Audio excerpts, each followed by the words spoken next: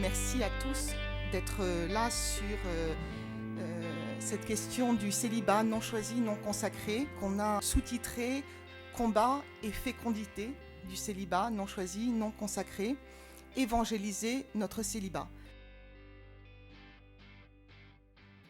Ce mot célibat, célibataire, est souvent enveloppe beaucoup de réalité. Pour faire assez vite, le terme même, c'est une personne qui est en âge d'être mariée, qui ne l'est pas et qui ne l'a jamais été. Donc ça veut dire qu'une personne divorcée n'est pas célibataire. Et parmi ces personnes qui n'ont jamais été mariées, il y a différents cas de figure, évidemment. Il y a des personnes qui vivent en couple ou qui ont une relation stable, durable, qui ne sont pas mariées pour autant. Elles sont célibataires, administrativement parlant, mais elles ne rentrent pas tout à fait dans le cadre dans lequel on parle de célibat, c'est-à-dire des personnes qui vivent seules. Donc c'est à ce propos vraiment qu'on a créé cette association à célibataires en Église, et c'est plutôt vers ces célibataires qui vivent seuls qu'on destine à la fois ce document épiscopat et notre réflexion aujourd'hui, parce que c'est vraiment une réalité de plus en plus importante dans notre société, dans notre Église, et pas seulement en France ou pas seulement en Occident, mais dans tous les pays du monde. En tant que grand reporter, je voyage pas mal, et partout maintenant, aussi bien dans les pays d'Afrique, les pays d'Asie, là, cette question du célibat, donc essentiellement féminin, mais masculin aussi, de personnes qui vivent seules, qui ne sont pas mariées, était vraiment en augmentation extrêmement importante et visible, au point que, je raconte juste une petite anecdote, il y a une petite dizaine d'années, j'étais invitée à dîner chez l'archevêque d'Hanoï. Quand il a su que je faisais des choses pour les célibataires, il m'a dit « mais ça m'intéresse beaucoup, parce que nous, maintenant, au Vietnam, on a des célibataires. Avant, il n'y en avait pas, maintenant, il y en a. » Et il m'avait dit, avec son approche un peu machiste, on va dire, il m'avait dit, maintenant, les femmes font des études, elles deviennent difficiles.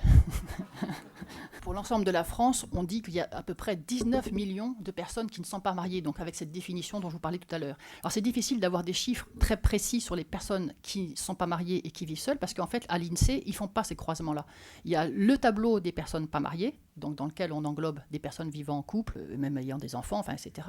Et puis, il y a le tableau des personnes vivant seules. Et donc, il faut croiser ces deux tableaux, et on arrive, pour, entre guillemets, les vrais célibataires, on arrive autour de 5 millions et demi, enfin voilà. Donc, c'est quand même une proportion importante à partir de 20 ans, parce qu'avant 20 ans, on ne peut pas dire qu'on est célibataire.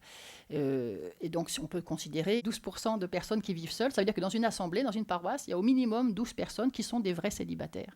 Et c'est vrai que ces 12% de vrais célibataires ne sont jamais, ou très rarement en tout cas, mentionnés dans les prières universelles, dans les réflexions de l'Église et dans la réflexion du magistère. La dernière preuve en date que moi-même m'a choquée et m'a boostée, et je pense que tout ce qui se passe maintenant vient un peu de ça, c'est à la suite du synode pour la famille, qui s'est tenu sur 2 années, 2014-2015, avec plus de 200 évêques qui se sont retrouvés 2 fois 3 semaines, et aucun de ces évêques n'a eu la présence d'esprit de parler du célibat, alors que ça concerne la famille. C'est vraiment une question qui concerne toutes les familles. C'est très enjeu de dire à un évêque « allez-y ». La question du célibat, c'est une question vraie, que moi je vis parce que je l'ai choisi. Et dans le clergé, vous savez, il y en a qui disent qu'ils l'ont choisi par défaut. Pour pouvoir être prêtre, ils ont accepté d'être célibataires. En ce qui me concerne, moi, je l'ai voulu. Alors, dans cette situation sociologique particulière, il faut inscrire notre réalité de célibataire dans notre société qui veut qu'il n'est pas bon d'être frustré. Et économiquement parlant, d'abord, puisqu'on vous dit à longueur de journée que tous ces produits qu'on vous présente à la télévision, ils sont accessibles, surtout si vous les payez à crédit. Et voilà, donc on est dans une culture de la non-frustration, et je rappelle que quand on paye à crédit, on paye plus tard et on paye plus cher. Et donc, y compris sur la vie affective. Mais là, il n'y a pas de crédit là-dessus. On se met en jeu tout de suite. Si les célibataires ne sont peut-être pas ignorés des évêques, ils sont ignorés des textes magistériels. Voilà. Et Maurice Laetitia n'en dit pas un mot, c'est un des grands silences, il y en a d'autres. Il n'y a pas vraiment de texte, parce qu'on connaît bien les engagements à vie, on les aime beaucoup, on les soutient, on a réfléchi, fait des tas de livres théologiques, mais sur le célibat, pas vraiment. Un certain nombre de personnes, sans pour autant vouloir le célibat au sens comme un absolu, comme un objet de désir, alors c'est moi qui mets ce mot-là, et c'est ça que je vais développer devant vous, on préférait ce célibat à d'autres états de vie.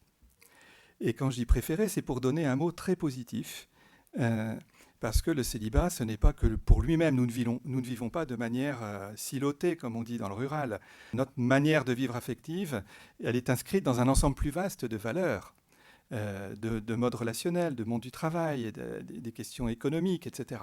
Et donc c'est dans cet ensemble de valeurs que s'inscrit le fait que vous avez préféré, pour ceux qui ne le choisissent pas, mais je préfère dire, vous l'avez préféré à soit une vie consacrée, soit une vie de désordre, pour prendre une expression propre à la Bible.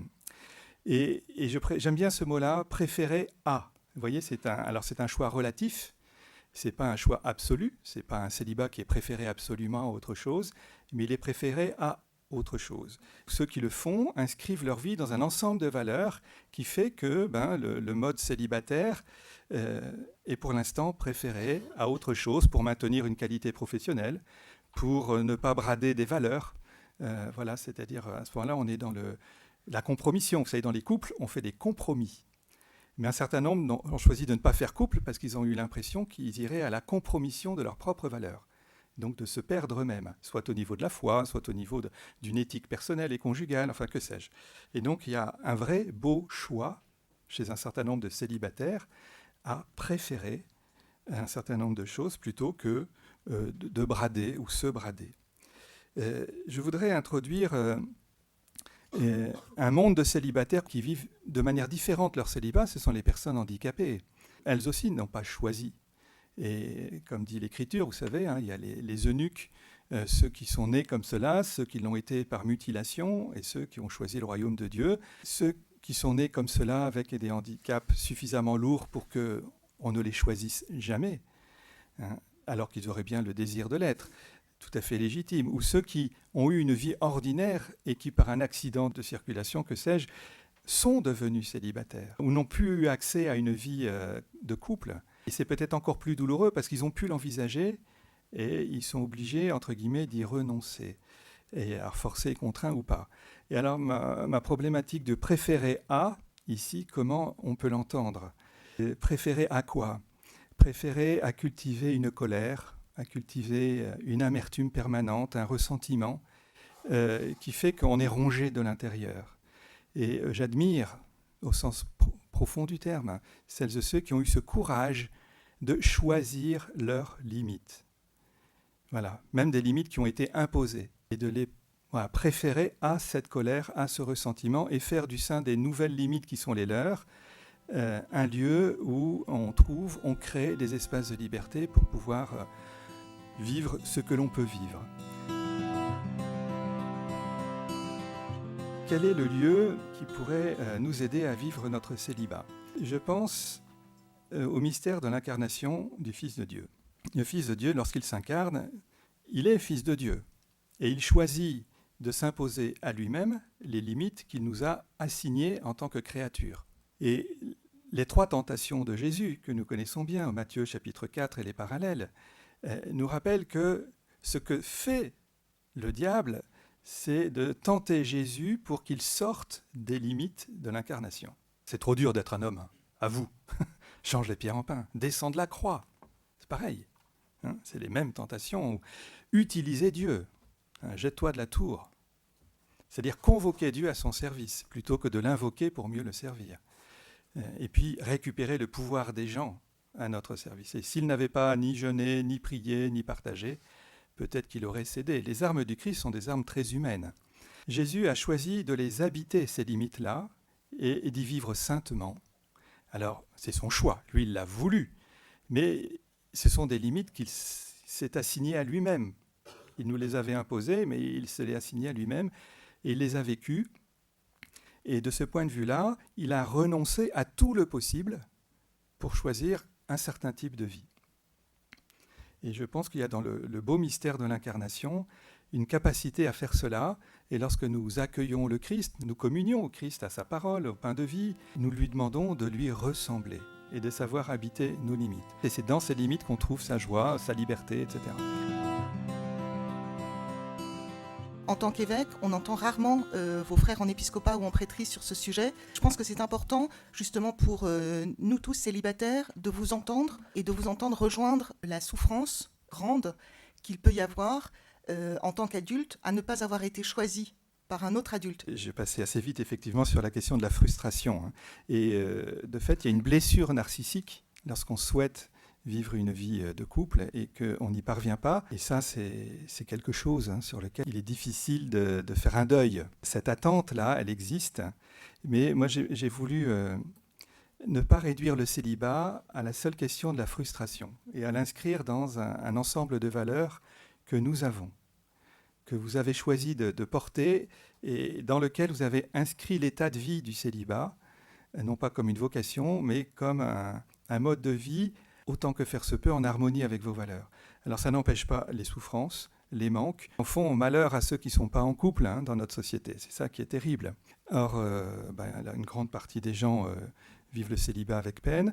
Un certain nombre de couples ne vivent pas non plus leur couple avec une allégresse légère. Pourtant, c'est possible et pourtant c'est un lieu de joie, mais le lieu de joie n'est pas sans la croix. À Maurice Laetitia, le pape François, très régulièrement, ramène la croix au cœur de nos réalités humaines. Il n'y a pas de vie sans croix. Mais lorsqu'on se décentre de soi pour se tourner vers les autres, là qu'on trouve de quoi vivre. C'est là qu'on trouve la possibilité d'une joie. Pas une joie éthérée, pas une joie sans difficulté, mais notre joie, elle se trouve dans le don de nous-mêmes et certainement pas dans la captation d'un bonheur qu'on chercherait. Vous savez, le bonheur, il se perd quand on le cherche, on le trouve quand on le sert, surtout celui des autres.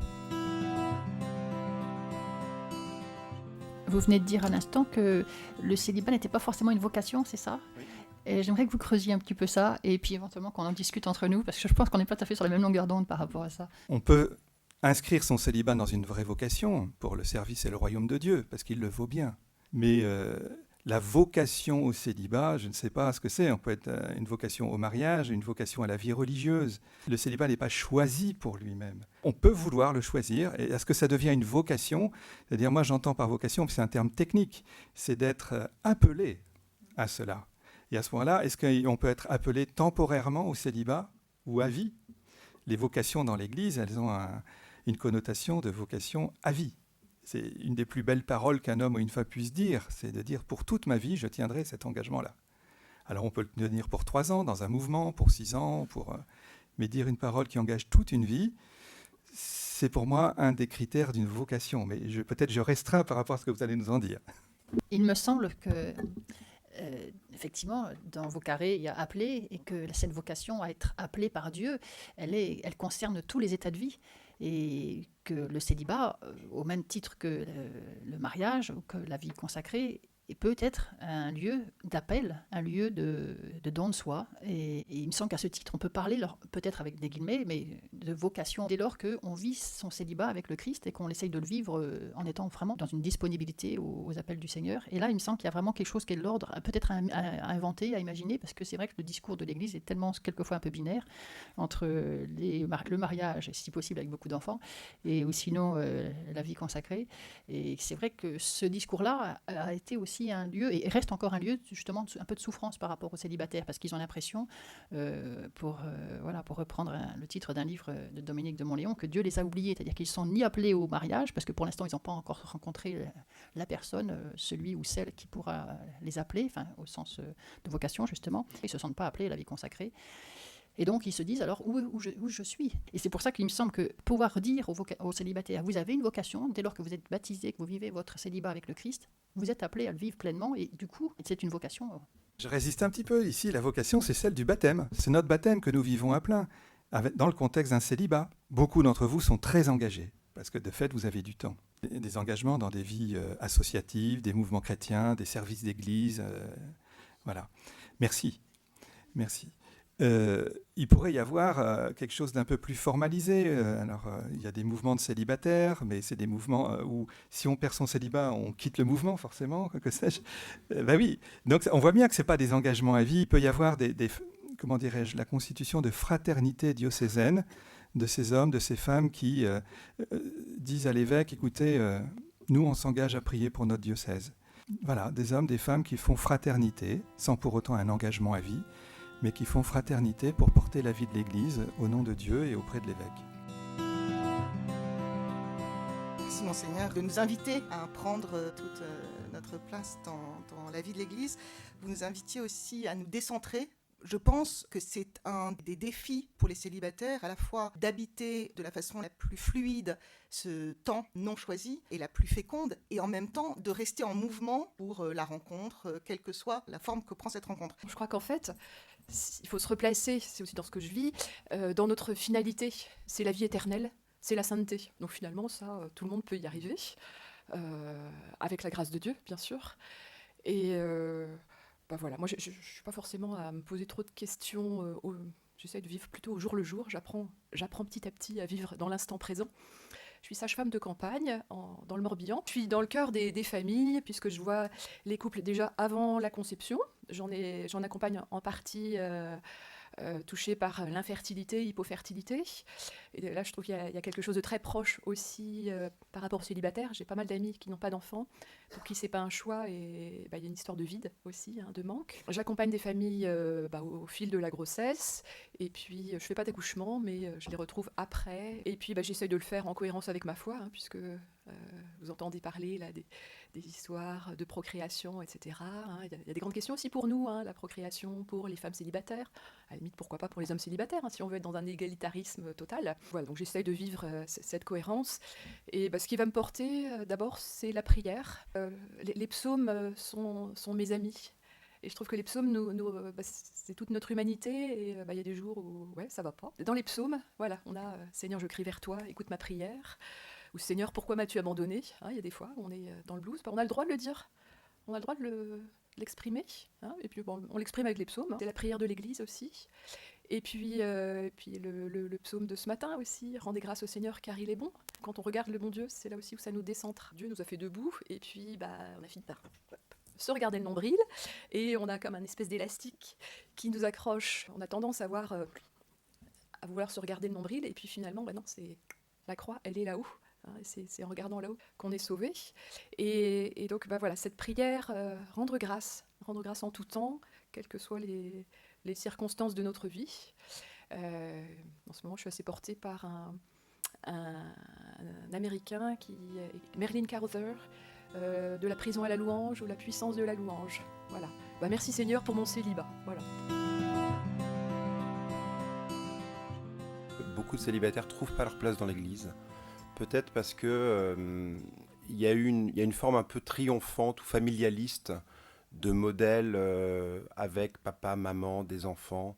Et on a beaucoup parlé de la famille ces dernières années. Je repensais à la phrase de Gide quand il disait « Famille, je vous hais ». La phrase réelle, c'est « Famille, cercle clos, volet fermé, dégoulinant de bonheur, je vous hais ».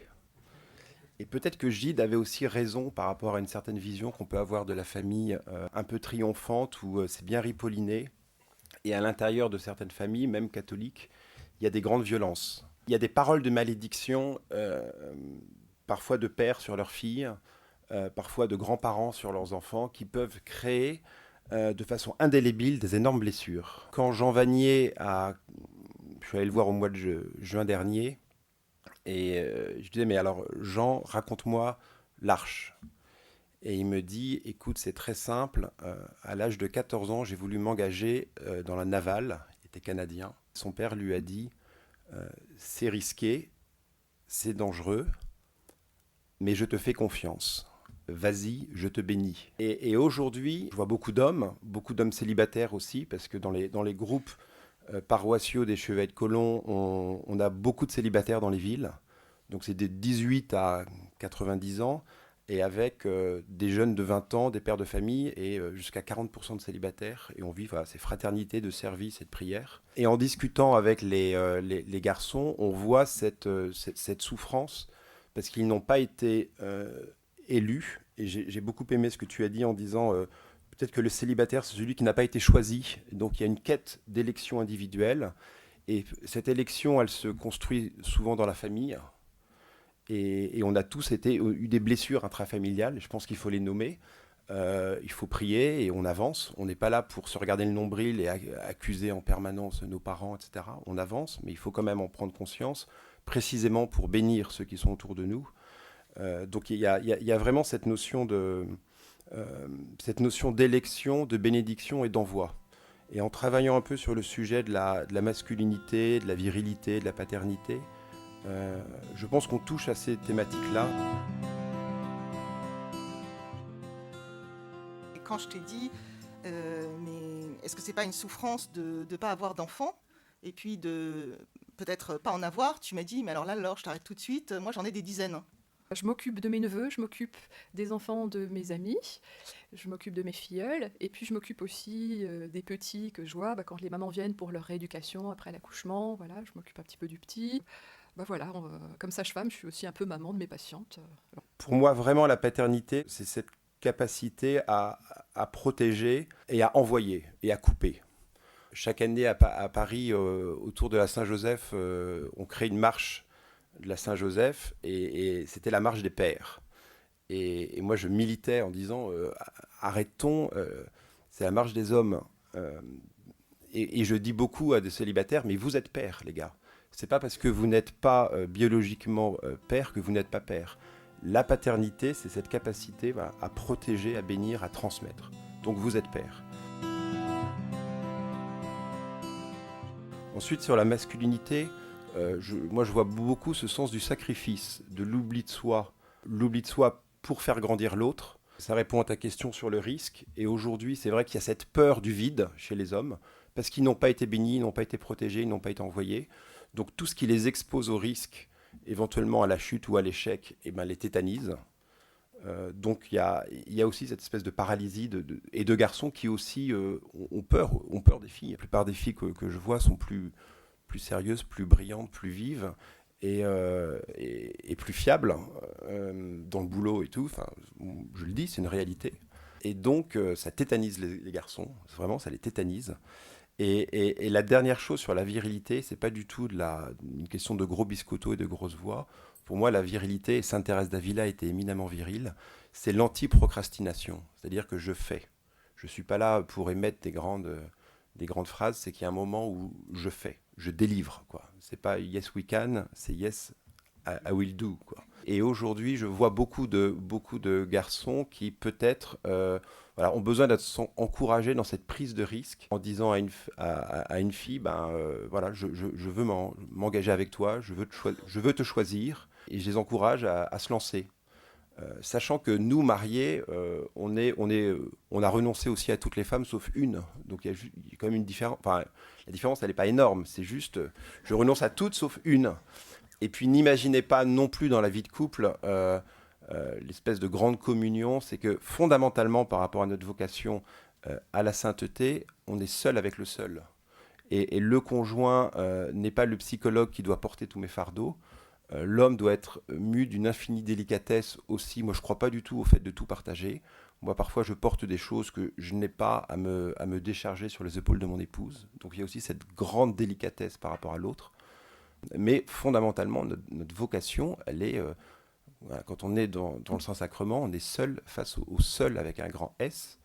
Et puis, le Seigneur, par rapport à la question du célibat choisi, non choisi, je crois que le Seigneur a de l'imagination, et puis on avance. L'expression de la porte ouverte est très belle, et on ne sait pas où il nous conduit. Ensuite, c'est cette question de la ductilité, se laisser conduire, et dans la vie de couple, c'est aussi ça.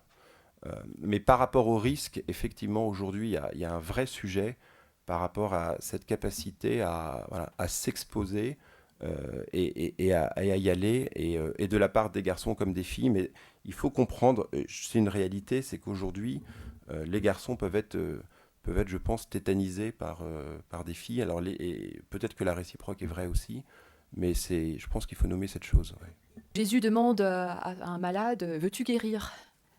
C'est quand même une grave question. D'un côté, on fait des tonnes de neuvaines, Seigneur, donne-moi l'époux, machin truc.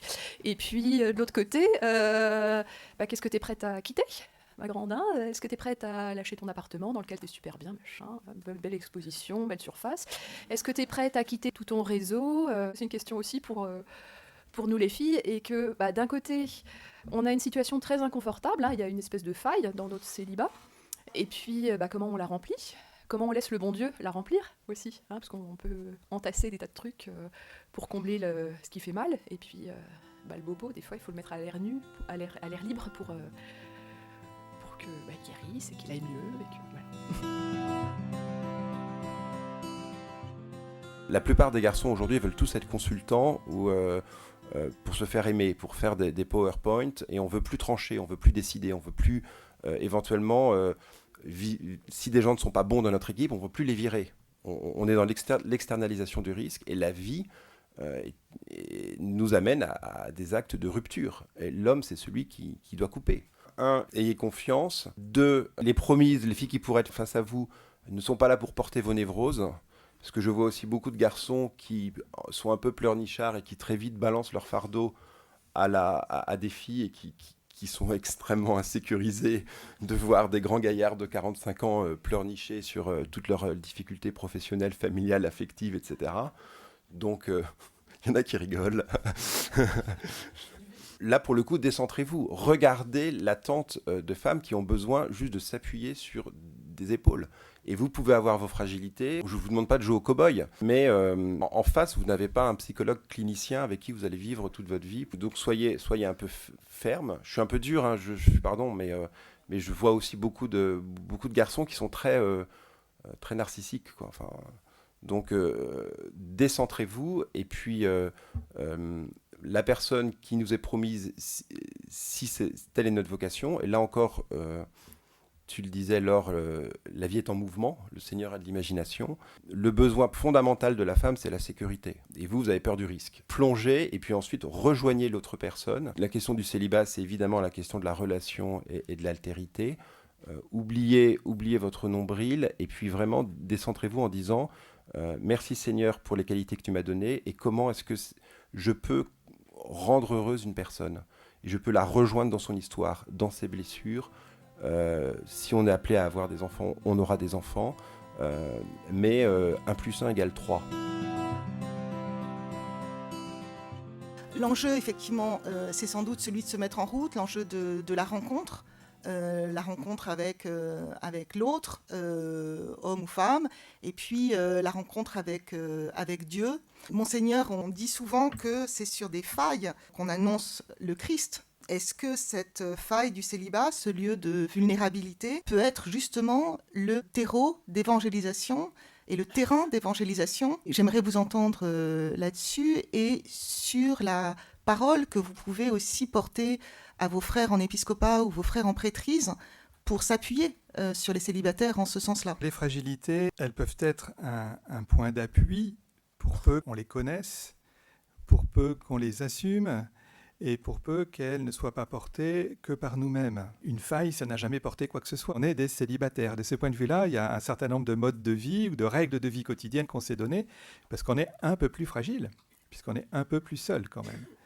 Alors, il y a ça, mais ne pas être seul, donc se donner un réseau d'amis, etc., ne pas avoir peur, ça compte. La fragilité, évidemment, c'est le lieu où... on a une chance de se laisser toucher par Dieu parce qu'il y a de la place pour lui. Hein, c'est le problème des très riches par rapport aux pauvres dans l'Évangile. Hein. Les riches, ils n'ont besoin de personne. Les pauvres, ils savent qu'ils ne peuvent pas tout par eux-mêmes. Et donc, pourquoi les petits, ils en savent plus sur Dieu que les savants? Les savants, ils gagnent tout par eux-mêmes.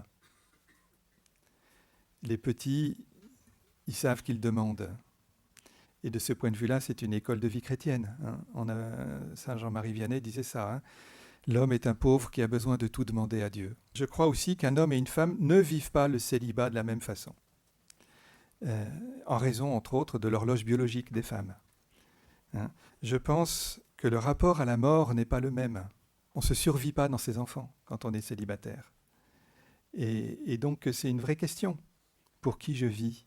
Pourquoi je travaille? Enfin, quel sens dans la société, ma propre vie?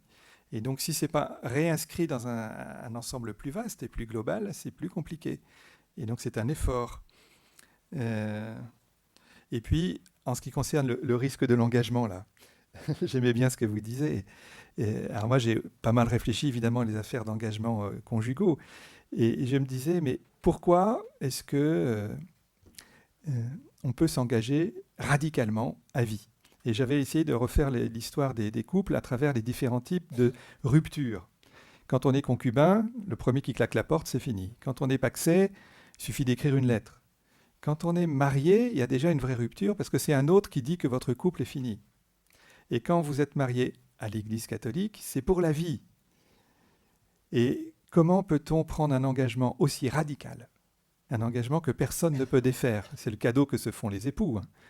C'est la grâce. Et en même temps, c'est parfois perçu comme quelque chose qu'on n'ose pas prendre. Donc on s'engage de moins en moins. C'est vrai dans le travail, c'est vrai dans tout. Enfin, il y a quelque chose d'assez homogène, la mentalité d'aujourd'hui. Mais il y a des parallèles avec nos vies affectives. Donc pourquoi on s'engage définitivement, radicalement ? Parce que je pense qu'on perçoit combien il est libérant de s'engager. Alors évidemment, il n'y en a qu'une, ou il n'y en a qu'un, the one, comme disent les Américains. Voilà. Mais pourquoi on le fait ? C'est parce que ça libère. Ça libère une générosité, une fécondité, un projet de vie. Voilà. Et tant qu'on n'a pas perçu cette libération qui se joue dans l'engagement, on ne le prend pas. Ou si on le prend sans l'avoir perçu, c'est peut-être maladroit, c'est pas encore assez mûr. Voilà, donc les fragilités, je ne les survaloriserai pas. Elles peuvent être un vrai lieu d'expérience de la miséricorde de Dieu et de l'Église. Mais en même temps, ça reste une blessure, une faille. C'est toujours une blessure.